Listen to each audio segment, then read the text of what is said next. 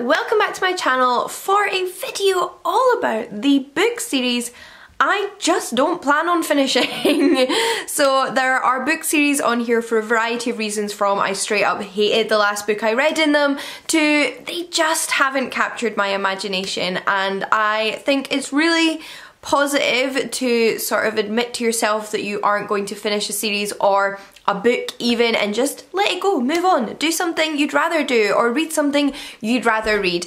And I thought you might be interested in my thoughts on why I'm not finishing the series in this video. Before we do get into the books, however, I just want to say a massive thank you to the sponsor of today's video, who are Skillshare, and I will be talking a little bit more about them later on in the video. So without further ado, let's have a chat about the series I'm giving up on. Now, there are two series in this video that I am actively angry at, that I actively disliked with a passion and therefore do not want to read more of. So you know what, let's just start there. The first series is the Thorn Chapel series by Sierra Simone, which is actually a book series that I've read 2.25 books in. So I actually DNF'd book 3, which I think is an indication quite quickly of my reaction to it and how I feel about the rest of the series. Unfortunately, I actually really enjoyed book 1. I thought it was really different from a lot of books I've read. It was a sort of like dark, possibly paranormal vibes, polyamorous romance novel, and it was full of mystery and romance and representation and atmosphere. So I naturally was super excited to read book 2 and see where it went, but at the end, the very end of book 2, something is revealed which undermines all of the consent throughout book 2, that makes you feel incredibly upset that the author has had you rooting for couples throughout that book. Then, like I said, to pull the legitimacy of that consent from under your feet. It felt very disturbing as a reader, and I know a lot of people were quite upset about the ending to book 2. But I still felt like I wanted to read book 3. I wanted to see what she did, whether she could redeem the narrative, whether she could effectively explore that undermining of consent that happened in book 2 and all of those things. I was invested and I wanted to know more. But it didn't take me long to realise in my reading of book 3 that that is not where the book was going. In fact, it felt like it was doing the complete opposite. I was really uncomfortable with where it was going, and I actually attempted to buddy read it with my friend Kathy, who I'd been buddy reading the whole series with so far, and we felt very similarly about the book, but she decided to finish it and just see where it went, and based on what she said, it didn't get any better. So I will not be finishing book 3, and I will not be picking up book 4, which is sad because I really enjoyed the themes and atmosphere of the story. So if you do know of anything similar that you could recommend to me that doesn't have what I would consider the sort of downside of these books, and you know what I'm talking about, then please do let me know. I know some people would rather I didn't spoil it, so I have chosen not to do so in this video, but if you would like to know more information, if you would like a heads up if you're reading that series, then do let me know and I can communicate it with you in the comments. The next book series that I just straight up felt anger towards, I only read 1 book in, and I'm so sad I didn't like it, because this is an author that is constantly recommended based on my other reading tastes when it comes to sort of like high fantasy authors, fantasy romance authors, and I wanted to love her. And that was The Winter King by C.L. Wilson, which is book 1 in the Weather Mages of Mistral series. So these are fantasy romance, like I mentioned, but again, the consent in book 1 was so disturbingly lacking. And the reason I say that is because the female protagonist in this book is constantly under fear of the threat of death, and therefore all of her decisions, including those within the arranged marriage that she becomes a part of, have to be taken as a result of that fear, and therefore it did not read to me like legitimate consent. And although the characters do fall in love as the book goes on, the relationship remains, to me as a reader, incredibly toxic and abusive, and I could not get on board with it. It is a shame because it was beautifully written and had a lot of intricate, detailed, magical world building that I could have really enjoyed if I could have rooted for the couple and if I had felt as if it was an equal consensual partnership. So I will not be reading book 2, despite the fact that I think the plots all sound really interesting and I really liked her writing style, because I just felt so furious throughout that book, and if that is what her romances are like, then I don't want to read about them, so I will not be continuing on. There are are some books on this list though that I don't hate, that I don't have anything particular against, but I just don't see myself ever reading more of in. The first one of those is I Hate Fairyland, which is actually a comic book series, and this isn't actually one that I wouldn't tell you to read. In fact, I think volume 1 of the comic book series is absolutely phenomenal, and I would highly recommend it, and I think you can read it as a standalone. That, however, is kind of my point. So book 1 is so entertaining. It is about this girl who travels to Fairyland when she's still a child and is supposed to go on a quest which leads her back to her home, but she never manages to complete that quest, so ends up stuck in this fairy world for decades, her age minding but her body never changing, surrounded by like cutesy fairies and magical creatures. It has this incredibly cutesy detailed artwork, but it is full of gore and violence, and it is just such an interesting juxtaposition between art style and narrative and themes. I really enjoyed it. But book 2 just felt like a rehashing of the same old thing. So you get to the end of book 1, you think something new and exciting is going to happen, but because of the way events unfold, you kind of end up back at the beginning when you get to volume 2. There is no real forward momentum with the story at any point, and as much as I love that concept and that juxtaposition that I already mentioned, I think it gets old. I don't think it works as well maintained over volumes and volumes and volumes. Others might disagree, but for me as a reader, I need a bit of storyline, I need a little bit of potential, and it doesn't feel like there's a lot of potential there. So by the end of volume 2, I felt a lot less interested and engaged in the storyline, and I have really no interest in continuing on with the series. But I still loved volume 1. I think it's a really unique idea and I would still highly recommend it. I just think it could have ended at volume 1, so I'm just going to pretend that it did. The next one I've definitely mentioned before that I don't plan on finishing it, and again isn't one that I hated. In fact, I really enjoyed aspects of it, but it's one that I slowly lost interest in, and I don't think I'm the only one. And that is of course the Game of Thrones series by George R.R. Martin. So I have read books 1, 2 and 3 in this series that are currently out. Of course, we all know at this point that the series is not completed, but even of the books that already exist, I don't plan on continuing on with them.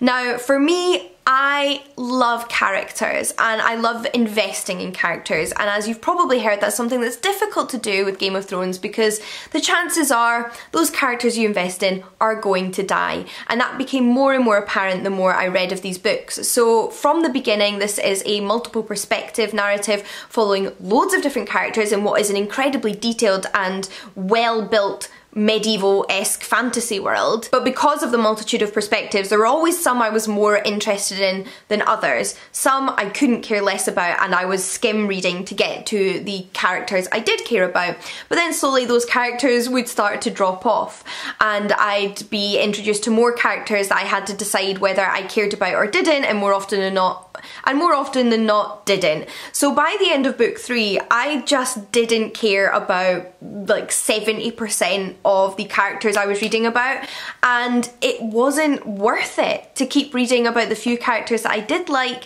because there are just so many other books out there full of characters I like that I want to be reading. It just wasn't my style of fantasy, and like I said, there's things I'd rather be reading, which actually I think makes a nice segue for the sponsor of today's video, Skillshare, because as I've mentioned already, there's things I'd rather be doing and books I'd rather be reading than the ones I've mentioned here. And you may or may not already know that Skillshare is an online learning platform with thousands of classes on innumerable topics. So really, if you're looking for a bit of inspiration for something else to do, if you've been thinking about learning a new skill or a new hobby, then why not check out Skillshare than waste your time with books that aren't doing it for you. And there are genuinely endless opportunities to learn new things on Skillshare. There is courses on everything from Photoshop to jewellery making, Premiere Pro to creative writing, or you might even just find inspiration on there to experiment with something you already enjoy doing. I have very recently got completely enthralled by the world of TikTok. It has unleashed a creative side in me that's been feeling a little bit stagnant of late, because although it's still video and although it's still social, It's quite different in terms of what you create, what it expects from you, what the parameters and the remits are.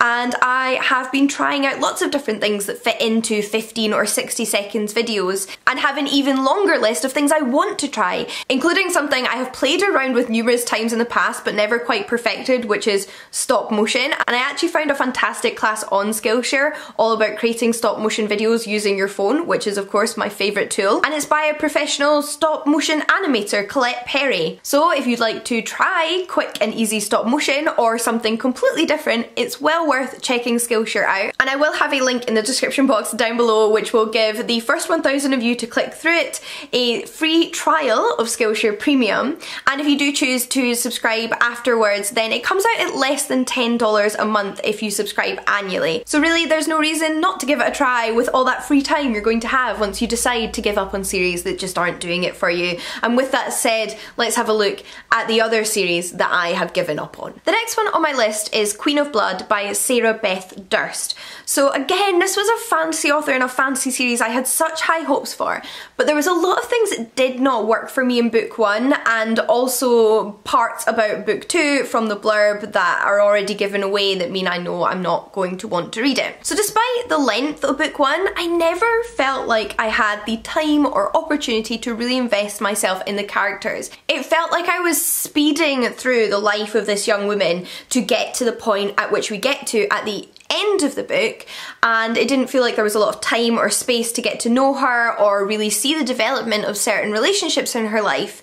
But more than that, the reason I don't plan on continuing on with the series is because not only did we speed through her life in book 1, book 2 is not even about her. Like, I felt like I spent all this time getting to a point which might have been the point where, for me, the story got really interesting and exciting, but that's not what we follow in book 2. That is just the end of that character's story, and for that reason I just don't think that the series is for me. The way it's written, the way that the story unfolds doesn't work for me. And that's not to say I would never read this author again. I might very well try another book or series by her, but there's absolutely nothing about this one that's drawing me back to it personally. Similarly, I don't feel any urge to return to the Wayward Children series by Seanan McGuire, which starts with Every Heart a Doorway, I believe it's called, and I actually persevered and tried 2 books from this series and a little bit of the third, which, you know, is a time investment on my part, but this book series has so much hype